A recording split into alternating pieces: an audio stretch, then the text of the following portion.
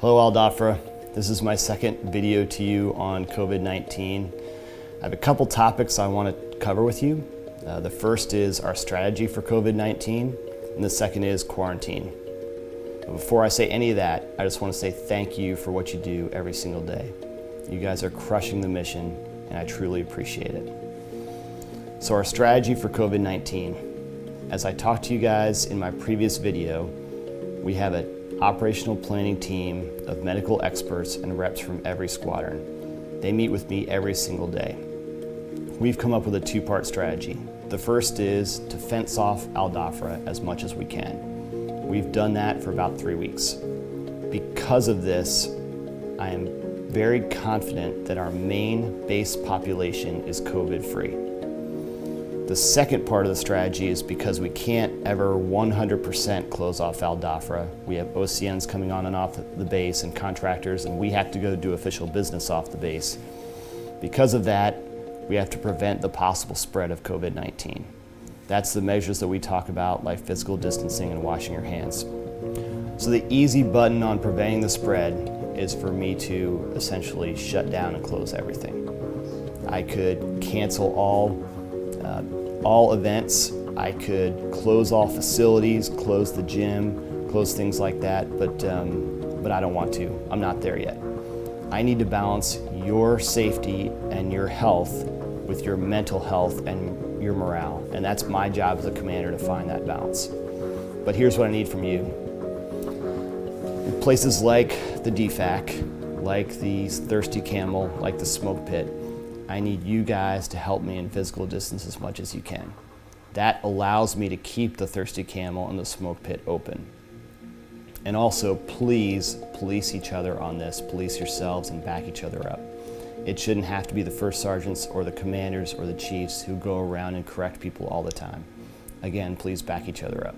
So on the measures I've taken, hopefully you feel safe here at Al Dhafra, because I'll tell you, we are probably safer here than just about any place else in the world. The two things you can personally do to keep yourself safe are physical distance from others and wash your hands often and well. If you do those two things, you personally will be safe. So I put out an order to AEW all.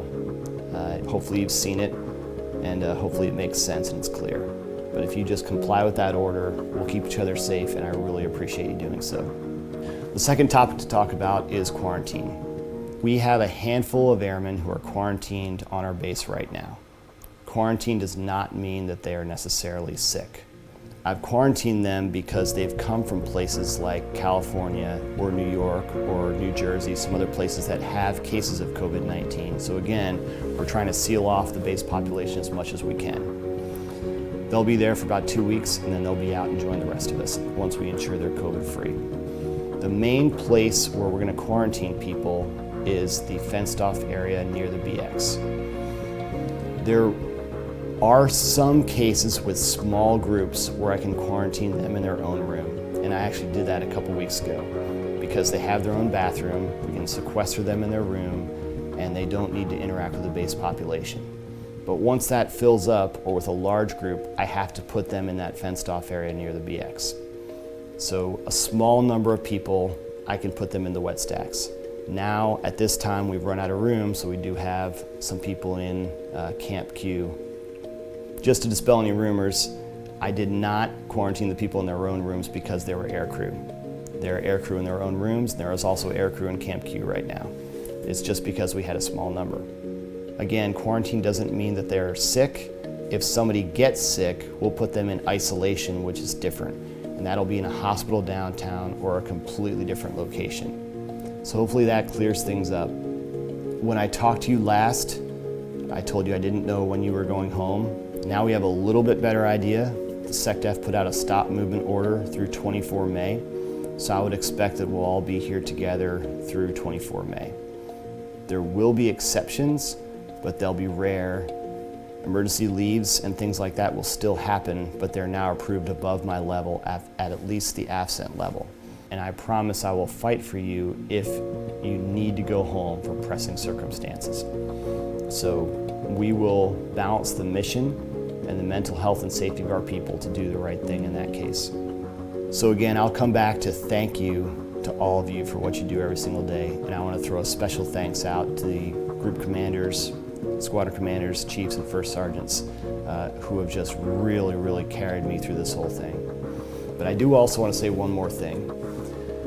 What we're going through now is different than anything we've ever gone through. Normally, if you're fighting a war, hopefully things at home are kind of calm and you can just focus on that. But right now, we have stuff going on here, but back home, the situation is pretty scary. We have family members and friends who are scared. So we have to worry about here and back home. It's a lot. So it's a lot on you, it's a lot on me, it's a lot on all of us. But you're not alone. We're all going through this together. So please back each other up, talk to each other, talk to your leadership, talk to mental health if you need to, or talk to a chaplain. And when you see me walking around, you can talk to me. But again, we're all going through this together, and we'll get through it together. So again, Dhafra, thank you guys very much for what you do every single day. I'm truly honored to serve with all of you. Thank you.